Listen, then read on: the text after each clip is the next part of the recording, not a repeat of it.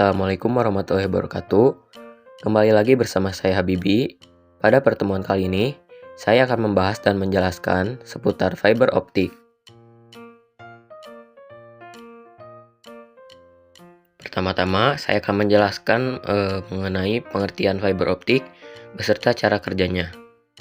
Apa itu fiber optik? Fiber optik atau serat optik adalah sejenis kabel yang terbuat dari kaca atau plastik yang sangat halus dan lebih kecil dari sehelai rambut. Dan cara kerjanya dapat digunakan untuk mentransmisikan sinyal cahaya dari suatu tempat ke tempat lain. Sumber cahaya yang digunakan biasanya adalah laser ataupun LED.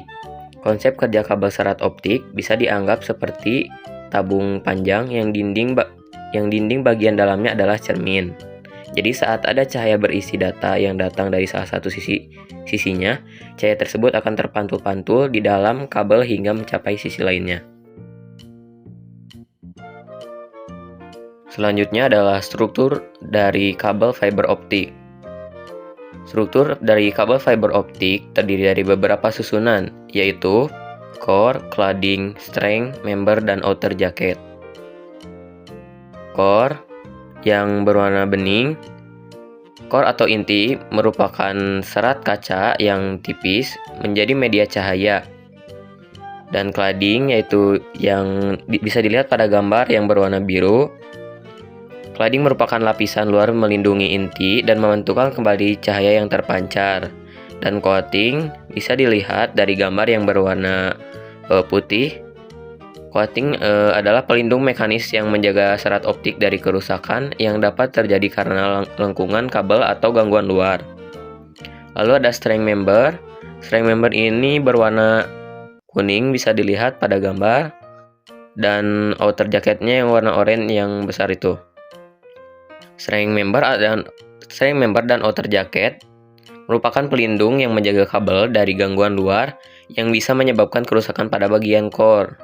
Jadi pelindung pada bagian yang ada pada bagian dalam string member dan outer jacket. Di sini ada kelebihan fiber optik. Yang pertama yaitu bandwidth sangat besar dengan kecepatan transmisi mencapai gigabit per detik dan menghantarkan informasi jarak jauh tanpa pengulangan. Dan bisa diartikan tanpa pengulangan yaitu berjalan lancar dan tidak ada proses pengulang untuk kegagalan sepertinya. Nah, yang kedua yaitu ada biaya pemasangan dan pengoperasian yang rendah serta tingkat keamanan yang lebih tinggi. Jadi si biayanya tuh sangat murah dan dengan mendapatkan keamanan yang sangat tinggi. Lalu yang ketiga yaitu ada ukuran kecil dan ringan sehingga hemat pemakaian ruang. Jadi fiber optik ini karena ukurannya kecil, maka pemakaian ruangnya juga akan kecil dan tidak akan menghabiskan pemakaian ruang. Yang keempat yaitu ada kebal terhadap gangguan elektromagnetik dan gangguan gelombang radio. Dan yang kelima yaitu tidak ada tenaga listrik dan percikan api dan juga tidak berkarat. Lalu setelah kelebihan ada kekurangan fiber optik. Yang pertama yaitu beberapa faktor membatasi efektivitas kabel FO. Selain inisialisasinya yang mahal, sistem ini mungkin sinyalnya kurang kuat. Hal ini disebabkan karena faktor fisik ataupun material. Lalu yang kedua yaitu ada dispersi, dapat mempengaruhi volume informasi yang dapat diakomodasi. Dan yang ketiga yaitu ada tidak seperti halnya dengan kawat atau plastik, fiber juga lebih sulit untuk disambung. Jadi tidak mudah untuk menyambungnya. Dan yang keempat yaitu ada sambungan akhir dari kabel fiber harus benar-benar akurat untuk menghindari transmisi yang tidak jelas. Dan yang terakhir yaitu ada komponen FO mahal dan membutuhkan biaya yang ekstra dalam pengaplikasian yang lebih spesifik. Jadi untuk agar si FO-nya tuh lebih spesifik, maka membutuhkan suatu harga yang sangat mahal.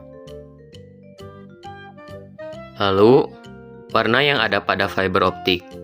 Fiber optik memiliki 12 warna yang dapat disingkat menjadi Bohcap mehikupto. B adalah biru, O adalah oranye, H adalah hijau, C adalah coklat, A adalah abu-abu, P adalah putih. Dan M merupakan merah, I merupakan hitam, Q merupakan kuning, K merupakan kuning, U merupakan ungu, P merupakan pink, T merupakan toska. Setelah itu ada tabel tube dan core pada kabel fiber optik. Nah, apa sih fungsi dari tabel tube ataupun core pada kabel fiber optik ini? Jadi fungsinya adalah misalkan kalian ditanya core ke-71 itu apa? Nah, di sini tube pada ke-71 yaitu warna putih dan core-nya yaitu warna pink. Bisa dilihat pada tabel. Nah, jadi itu fungsi tabel tube atau core ini, yaitu bisa dibilang untuk mempermudah ketika kalian ditanyakan core kesekian misalkan. Selanjutnya saya akan membahas jenis-jenis pemasangan fiber optik. Nah, di sini terdiri dari 3 jenis. Yang pertama yaitu ada fiber optik bawah tanah. Fiber optik bawah tanah adalah jaringan serat optik yang terletak di bawah permukaan tanah, digunakan untuk mentransmisikan data dengan kecepatan tinggi melalui cahaya yang terpantul di dalam serat optik.